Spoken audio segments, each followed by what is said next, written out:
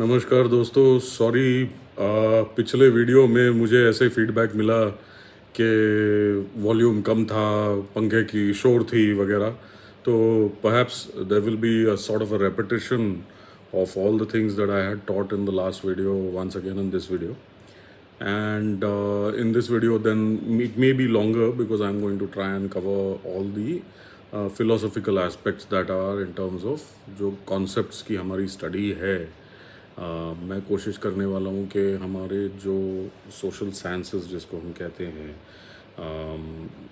Polity, history, anthropology, social anthropology, sociology, psychology, economics वगैरह, इन सब को लेकर के मैं एक लेक्चर की सीरीज़ करूँगा जिसमें आपको एक व्यू मिलेगी सॉफ्टवेयर साइंसेस के बारे में और ख़ास करके इकोनॉमिक्स के बारे में, जो जिसको हम कहते हैं जो साइंस ऑफ चॉइसेस है। ये वीडियोस की सीरीज़ शुरू होगी with the perspective of government and state. मतलब सरकार क्या होती है, सरकार की ज़रूरत क्यों है, सरकार क्या काम करती है, उसके रोल और फंक्शंस क्या होते हैं, नेशन स्टेट क्या होता है, हम नेशन स्टेट के सर्कमस्टेंस में कब से हैं, हमें नेशन स्टेट की ज़रूरत क्यों है वगैरह।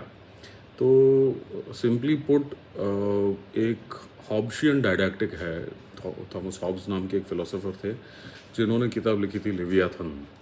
उन्होंने उनके किताब में ये लिखा था कि जो समाज है वो एक स्टेट ऑफ नेचर में इंसान जिया करता है, और जो स्टेट ऑफ नेचर है जो जिसको आम तौर पे हम हमारे हिंदी भाषा में सरल भाषा में कहते हैं जंगली अवस्था।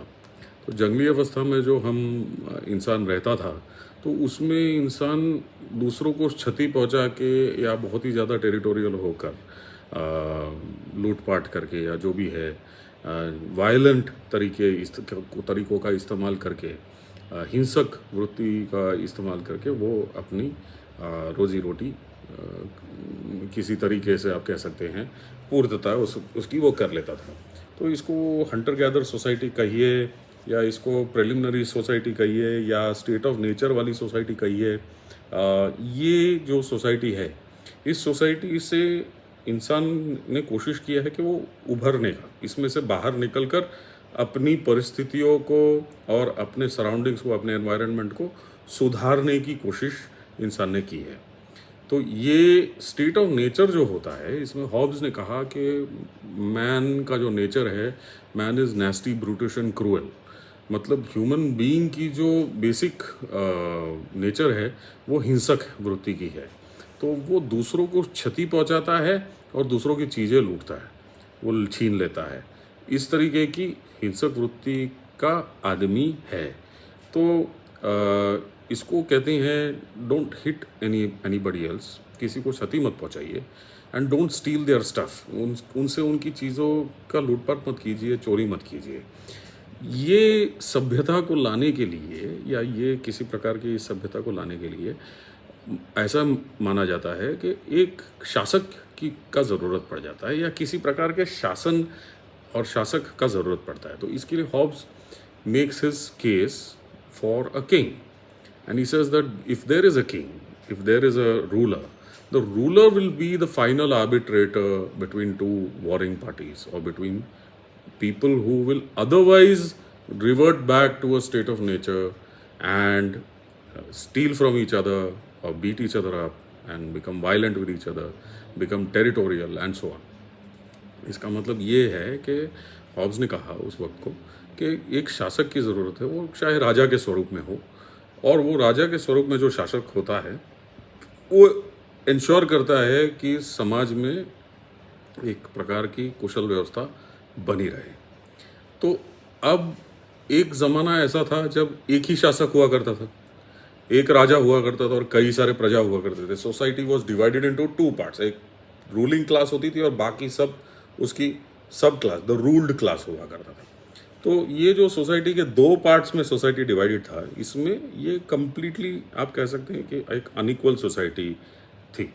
जो ये हमारे जितने बुद्धिजीवी दोस्त हैं वो सब कहते हैं कि अरे भाई वो सोसाइटी में असमानता बहुत है, समाज में असमानता बहुत है। कुछ ही लोग हैं जिनके पास में सारा दौलत है और संसाधन है, और बाकी सब जो लोग हैं वो गरीबी की अवस्था में रह रहे हैं या गुर्बत की अवस्था में रह रहे हैं। कुछ ही लोग हैं जिनका, कुछ ही समाज के वो घटक हैं जिनका बहुत ज़्यादा उद्धार हो रहा है। बाकी सब जो लोग हैं वो बेरफ्ट है या वो छूट चुके हैं। तो अब ये जो समझ है आज आज के लोगों का, वो मैं नहीं कहूँगा कि पूरी तरह से गलत है, लेकिन ये ज़रूर कहूँगा कि आप उस ज़माने का सोचिए जब एक ही आदमी के पास में सारा पावर कॉन्सेंट्रेट होता था, सारे संसाधन कॉन्सेंट्रेट होते थे, और वो शासक हुआ करता था। सब कुछ उसी के एक ही आदमी के पास हुआ करता था, सारा पावर उसके पास होता था, बाकी सब लोग रंक होते थे या रूल्ड होते थे।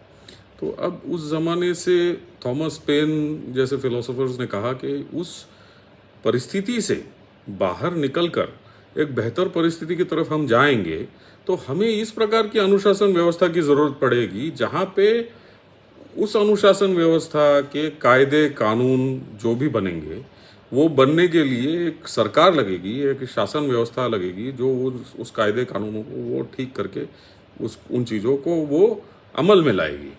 अच्छा, वो कायदे कानून फिर बनाएंगे कौन?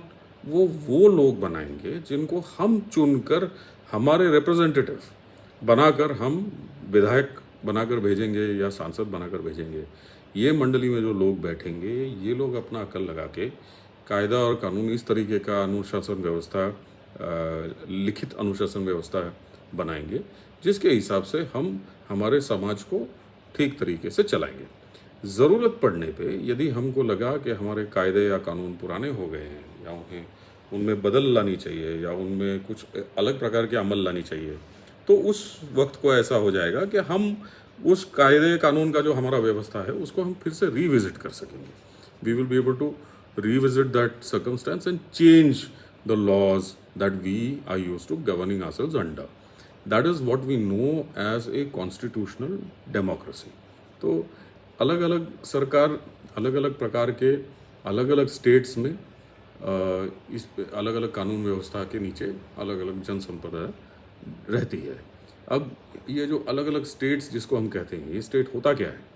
स्टेट होता ये है कि जब एक ग्रुप लोगों का, जब एक ग्रुप कहते हैं कि भाई हमारे वैल्यूज़ कॉमन है, हमारे बिलीफ्स कॉमन है, हमारा धर्म कॉमन है, हमारा हो सकता है खान पान कॉमन है, हमारा भाषा की शैली कॉमन है, हमारे कई सारे चीज़, हमारा हो सकता है कि स्किन का रंग कॉमन हो, कई सारी चीज़ों की कॉमनैलिटीज़ होने की वजह से हम कहीं जाकर एक जोग्राफिकल टेरिटरी को बांध लेते हैं और कहते हैं कि with in this geographical territory हमारे अनेक चीज़ें जो है वो कॉमन है। बहुत सारे चीज़ें जो है हम लोगों के अंदर कॉमनैलिटीज़ है। तो हम इस जोग्राफिकल टेरिटरी को हम एक नेशन नियुक्त कर सकते हैं, कह सकते हैं कि यहाँ हम इस प्रकार के लोग जो है वो इस नेशन के हम हिस्से हैं, हम हिस्सेदार हैं इस नेशन के, और हम इस नेशन को हम इस प्रकार से चलाएंगे, या ये हमारे कायदे कानून का व्यवस्था रहेगा। तो वो जब वो टाइप की एंटिटी बन जाती है जहाँ पे एक जोग्राफिकल टेरिटरी के अंदर एक जन समुदाय इकट्ठा होकर कहती है कि ये हमारे कॉमनैलिटीज़ की वजह से हम चाहेंगे कि ये हमारा नेशन कहलाया जाए या यह हमारा स्टेट कहलाया जाए, तो at that particular time we can say that we are at the beginning of a formation of a nation or a nation state. अब that nation state cannot function without a government. So preferably या तो वहाँ एक शासक होगा जो राजा होगा, या एक पर्टिकुलर ट्राइब होगी जो बाकी ट्राइब्स के ऊपर राज करेगा या अनुशासन व्यवस्था चलाएगा, या तो फिर वहाँ पे you will have a situation जहाँ पे यू हैव अ गवर्नमेंट। अब जैसे ही अब कहते हैं गवर्नमेंट के फिर रोल और फंक्शन क्या होते हैं? सबसे पहला गवर्नमेंट का रोल और फंक्शन गवर्नमेंट डिराइव करता है from the monopoly on violence. Government फिर बाकी सब लोगों से वायलेंट होने का हक भी नहीं कह सकते, इन अ वे वायलेंट होने का जो उनका नेचर है वो उसको कर्ब कर देता है। ह्यूमन बीइंग को वो कहता है कि देखिए आपके अंदर हिंसक वृत्ति है, लेकिन आपकी जो ये हिंसक वृत्ति है ये किसी काम की नहीं है, ये नुकसानदेह है। तो आप इसको, अब हिंसा जो है, हिंसा आप नहीं करेंगे, गवर्नमेंट हिंसा करेगी, तो गवर्नमेंट का एक मोनोपोली बन जाता है वायलेंस के ऊपर। और वो वायलेंस एक्सर्ट करके गवर्नमेंट समाज में अनुशासन व्यवस्था बनाए रखता है। इंटरनल समाज में अनुशासन व्यवस्था बनाए रखने के लिए गवर्नमेंट वायलेंस एक्सर्ट करता है पुलिस के माध्यम से, और एक्सटर्नल थ्रेट्स को टैकल करने के लिए गवर्नमेंट वायलेंस एक्सर्ट करता है आर्मी के माध्यम से। तो अपनी टेरिटरी की जो बॉर्डर्स है, नेशन स्टेट की जो टेरिटरी की जो बॉर्डर्स है, उसको प्रोटेक्ट करने के लिए गवर्नमेंट वायलेंस इस्तेमाल करता है वाया उनका जो आर्मी है, स्पेशल आर्म्ड फोर्सेस है, वगैरह वगैरह। इसका जो स्टडी है, ये गवर्नमेंट क्या होता है, वो कैसे काम करता है, उसके रोल क्या होते हैं, उसके फंक्शंस क्या होते हैं, चुनाव कैसे किए जाते हैं, कौन जीत कर आता है, कौन लोग किस वजह से किस आदमी को चुनाव में जिता कर लाते हैं, ये जो विषय है, इन विषय का जो स्टडी है, इस स्टडी को कहा जाता है पॉलिटी या पॉलिटिकल साइंस। अब जो भी आप आज कर रहे हैं वो कल का हिस्ट्री बन जाता है। इतिहासा ये मत भूलिए, पहले जो आता है वो या तो वो आज जो आप कर्म कर रहे हैं वो बाद का हास हो जाता है। मतलब आज इति जो आप करेंगे वो कल का हास। तो इतिहासा जो पहले से आया हुआ घटनाक्रम है उसको हम कह सकते हैं इतिहासा, हिस्ट्री। और हिस्ट्री के हिसाब से हम जानते हैं या हम परिचित हो जाते हैं कि इंसान किस प्रकार से उसकी उत्पत्ति हुई, उन्होंने क्या क्या चीज़ें किया, कैसे कैसे करके वो सभ्यता की ओर आए, और सभ्य बन के वो आज वो किस तरफ जा रहे हैं। तो वो हिस्ट्री की स्टडी हो जाती है और वो बहुत ज़रूरी होती है। और ये सारे इंटरकनेक्टेड है। ऐसा मत सोचिए कि भाई ये सब्जेक्ट उस सब्जेक्ट से अलग है, वो सब्जेक्ट उस सब्जेक्ट से अलग है, ऐसा कुछ नहीं है। इतिहास के अंदर आप देखेंगे कि जैसे सोशल मूवमेंट्स होते हैं, जैसे कहीं किसी ने मंदिर के लिए कोई मूवमेंट चलाई, फिर आपको पता चला किसी ने आरक्षण के लिए मूवमेंट चलाया, फिर पता चला आपको कि भाई किसी ने, और वो जो सोशल मूवमेंट्स की उत्पत्ति है, उनकी जो स्टडी है कि वो किस प्रकार के सोशल मूवमेंट्स हुए, कहाँ से आए, किस वजह से आए, ये सब सोशल मूवमेंट्स की जो स्टडी है, इस स्टडी को कहा जाता है सोशियोलॉजी। और इंसान की जो उत्पत्ति है वो पहले से लेके आज तक के, कि वो ट्राइब में आया, ट्राइब से लेकर वो उसकी उत्पत्ति आगे वो बस्ती बसाने लग गया, बस्ती बसा करके फिर वो आगे वो सोचने लग गया कि भाई मैं एग्रीकल्चर में, कृषि व्यवस्था में चला जाऊँ, मैं हंटिंग गैदरिंग से बाहर निकल लूँ। ये सब चीज़ें वो अलग अलग प्रकार के उसने खुद के लिए वर्ण व्यवस्था स्थापन की, ऑक्यूपेशनल हायरार्की स्थापन किया। ये सब जो चीज़ें हैं ये आपकी आ जाएंगी in the study of anthropology and to certain extent economics. Economics की स्टडी है इंसान की बिहेवियर और उसके चॉइसेस, इन दोनों को लेकर के जो द्वंद्व मचा हुआ होता है कि इंसान किस प्रकार के चॉइसेस करता है। आखिर संसाधन किसी के पास भी अनलिमिटेड होते नहीं हैं, संसाधन सबके पास लिमिटेड होते हैं। तो हम क्या चीज़ का प्रोडक्शन लेंगे, किधर वो प्रोडक्शन लेंगे, कितना प्रोडक्शन लेंगे, कब वो प्रोडक्शन लेंगे, किस प्रकार का वो प्रोडक्शन लेंगे, कहाँ पर वो प्रोडक्शन लेकर के हम कहाँ पर जाके उसकी बिक्री होगी, और बिक्री होने के बाद में उसका यूज़ किस किस प्रकार से होगा। संसाधनों का इकट्ठा करना, उनका नियमित रूप से उसका विलेंगीकरण किंवा विस्तारीकरण करना, ये सब चीज़ें जो है स्नैपली जिसको कहते हैं चॉइसेस का science, the science of choices, इसको कहते हैं इकोनॉमिक्स।